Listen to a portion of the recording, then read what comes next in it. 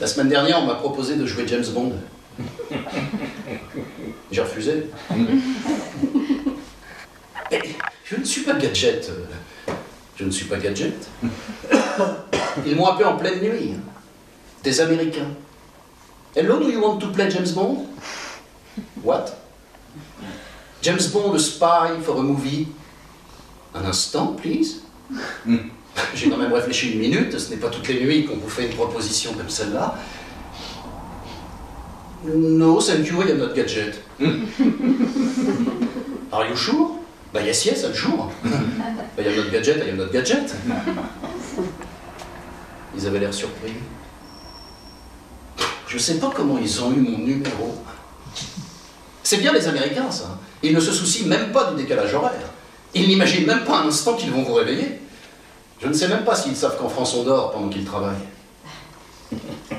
James Bond, hein, le vrai, pas une contrefaçon, un 007 en personne. Bah, ça ne me disait rien d'avoir un stylo lance-torpille. Mais je n'en vois pas vraiment l'utilité.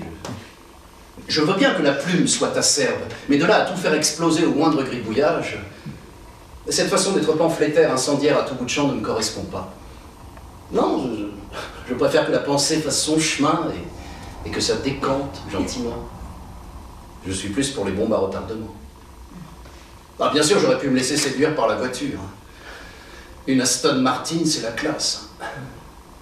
Surtout lorsqu'on a l'habitude de se déplacer en bus. Mais bon, devoir faire un créneau sous le regard médusé de quelques badauds égarés m'aurait angoissé. Et surtout du côté gauche. J'ai du mal à me tourner du côté gauche. Ça la fout mal pour James Bond. Dis donc, j'ai vu le nouveau James Bond, il s'est garé n'importe comment. À 3 mètres du trottoir, de travers. Il vient d'avoir son permis ou quoi? En plus, il n'y a pas un seul bouton anodin dans l'habitacle de cette voiture. Vous ne pouvez pas monter le chauffage sans déclencher tout un processus d'autodéfense très irritant pour les nerfs. Et si vous voulez gentiment baisser la vitre parce qu'il fait beau dehors, hop, vous avez un blindage anti-char qui vous tombe dessus et qui obstrue tout. Alors que vous ne désiriez qu'humer un peu la douceur environnante et profiter du pépiment de quelques oiseaux égarés. Ça manque de discrétion tout ça, et pour tout dire de simplicité. Mais je ne suis pas gadget, je ne suis pas gadget, on ne se refait pas. Non, moi j'aime me promener les mains dans les poches sans me soucier de savoir si je suis suivi, sans avoir à semer 2 Chinois sanguinaires et joufflus, sans avoir à les corriger dans le hall d'un hôtel, en leur faisant une clé au bras imparable avant de les assommer avec une plante verte. Oh non, mais ça doit être pénible à force. On n'a plus le droit à l'insouciance. Et ça, c'est pire que tout, la perte de l'insouciance. Déjà que sans être le plus grand agent secret du monde, on en perd tous les jours un peu plus de cette désinvolture délicieuse qui vous ferait presque penser que la vie est une partie de plaisir, alors que finalement ce n'est pas du tout le cas. Je n'allais pas en plus m'encombrer des soucis de James. Et on commence à le... Non, mais je ne regrette pas mon choix. Bien sûr, faire un choix, c'est renoncer, mais renoncer à quoi? Aux cascades? Non, mais alors là, je ne suis pas du tout cascade. Non, là, pas du tout. Ça ne me prive pas. Sauter d'un hélicoptère sur un toit pour courir sur une corniche? Alors qu'on vous tire dessus? Tout ça pour aller se jeter dans le vide et s'accrocher, tant bien que mal, à un store miraculeux? Et se hisser à la force des bras? Alors qu'on vous tire toujours dessus?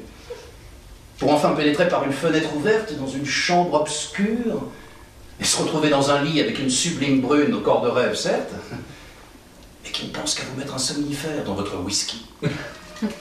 Avant de vous laisser tout seul dans votre lit en compagnie d'un cobra indien hyper mortel. Non merci. Un James Bond à avoir de magnifiques chaussures, de beaux costumes et une belle voiture, je n'envie pas du tout son quotidien.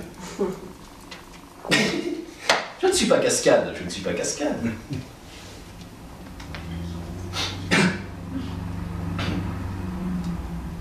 Bon, pour être franc, j'ai quand même un petit regret pour la scène finale. Je ne finirai pas dans un jacuzzi en compagnie d'une Raquel Welch, d'une Ursula Andress, d'une Carole Bouquet ou d'une Olberry. Ou les 4 à la fois. Bon, il faut dire que ça m'a complètement échappé quand ils m'ont appelé à 4 h du matin. Bah, je n'ai peut-être pas assez réfléchi. J'aurais peut-être dû faire une colonne avec les plus et les moins.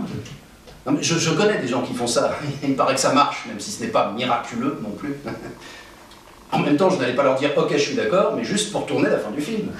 « Sorry, I'm okay, but I turn only the end of the film. » What? Yes, with a James Bond girl. What did you say? I say, il faut leur mâcher le travail. I turn the end and... I turn the end and... the end and... C'est difficile à dire en anglais, ça, la fin et... I turn the end and for the rest you can take a doublure. Ah, mais je crois que je vais me griller à vie avec les Américains en disant ça. Alors que là, en refusant leur proposition en bloc, c'est différent. Si, je ne serais pas étonné qu'ils insistent et qu'ils me rappellent une de ces nuits. Ils sont comme ça, les Américains. Ils aiment bien qu'on leur résiste un peu. Quoi qu'il en soit, même s'ils me rappellent, je ne suis sûr de rien. À moins, bien évidemment, qu'ils mettent un peu d'eau dans leur coca, qu'ils suppriment les gadgets inutiles, que James Bond se déplace à pied ou à vélo, et qu'ils insistent sur sa vie privée. Non mais c'est vrai, mais c'est un homme aussi. Pourquoi ne pas tomber les masques et montrer James Bond tel qu'il est? Ce n'est pas qu'un numéro. Je pense que s'ils me rappellent, je leur ferai quelques suggestions. Mais bon, pour l'instant, ils ne m'ont pas encore rappelé, non. Toujours rien.